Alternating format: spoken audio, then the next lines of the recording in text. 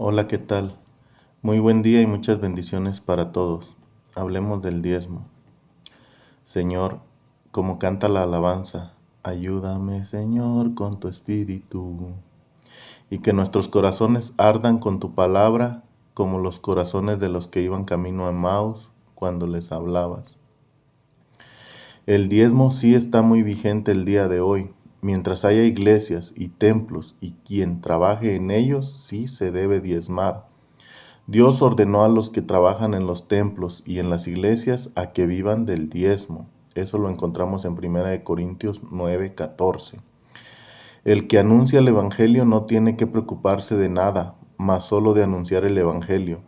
No tiene que trabajar en otra cosa. Anunciar el Evangelio es su trabajo y de eso debe vivir. Así lo ordenó Dios desde el principio.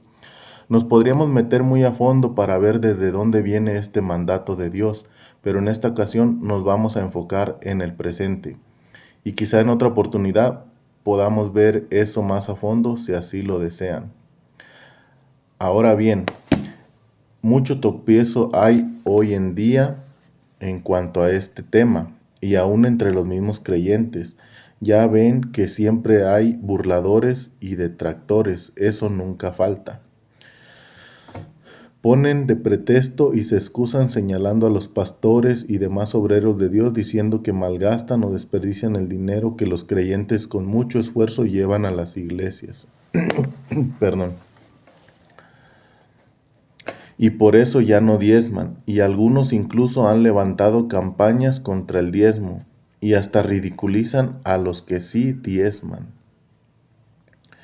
Pero fíjense bien ustedes que critican y que se oponen al diezmo, cuán diferentes son ustedes a Jesús, cuando su meta debería de ser parecerse a Él y llegar a ser como Él, o cuando menos seguir sus pasos.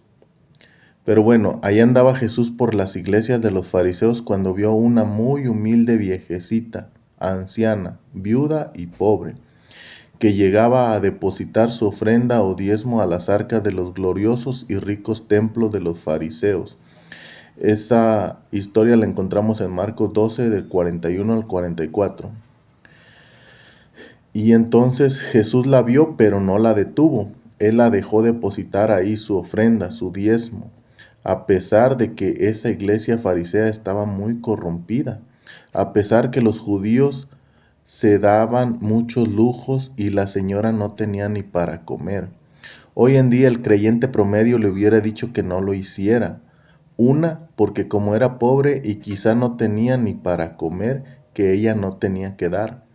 Aparte también le hubieran dicho que estaba mal darle dinero a esos hipócritas fariseos que se dan vidas lujosas y que se ve que ni ayudan a los pobres, etcétera. ¿Cuántas cosas no le hubieran dicho? Sin embargo, Jesús no la detuvo y además la puso como buen ejemplo para todos. El hecho de que los siervos de Dios usen mal el dinero que uno les da ya es asunto de ellos, y ellos tendrán que rendir cuentas a Dios por eso. Pero si ellos administran mal, eso no nos libra a nosotros como creyentes del diezmo. No tenemos excusas, porque vean, esa creyente era de las más pobres y limitadas económicamente de la sociedad. Y además llevó su diezmo a una iglesia llena de gente hipócrita que sabe Dios en qué tanto gastaban el dinero. Quizá lo gastaban en los lujosos utensilios de oro y plata que usaban para sus ritos. Ritos de hombres que los mismos hombres habían ordenado y no Dios. Pero Jesucristo la exaltó, o sea que ella estaba haciendo bien y le contó por bendición. Además, quedó como el ejemplo a seguir en los escritos de Dios, los cuales son inspirados por Él y son útiles para enseñar y corregir.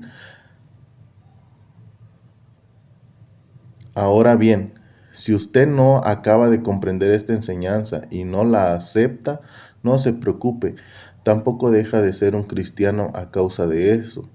Mucho menos pierde su salvación ni merece que lo echen de la iglesia.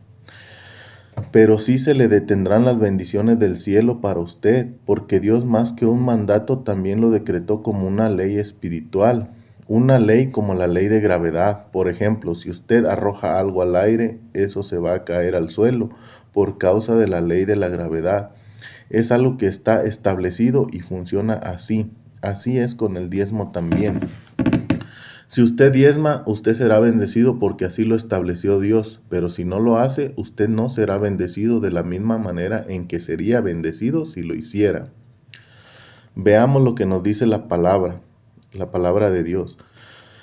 En Malaquías 3:10 nos dice: traed los diezmos al alfolí y haya alimento en mi casa, y probadme ahora en esto, dice Jehová de los ejércitos, si no os abriré las ventanas de los cielos y derramaré sobre vosotros bendición hasta que sobreabunde.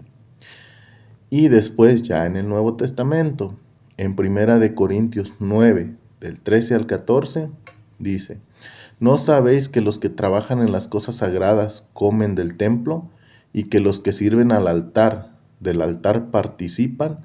Así también ordenó el Señor a los que anuncian el Evangelio, que vivan del Evangelio. Gracias a Dios que yo no soy pastor ni trabajo en ningún templo y puedo hablar libremente de este tema, porque los que están ahí dentro bien pueden, pero no se atreven por miedo de ofender o de que si lo hacen los critiquen y los juzguen de avaros y ambiciosos. Que Dios me los bendiga mucho. Hasta luego.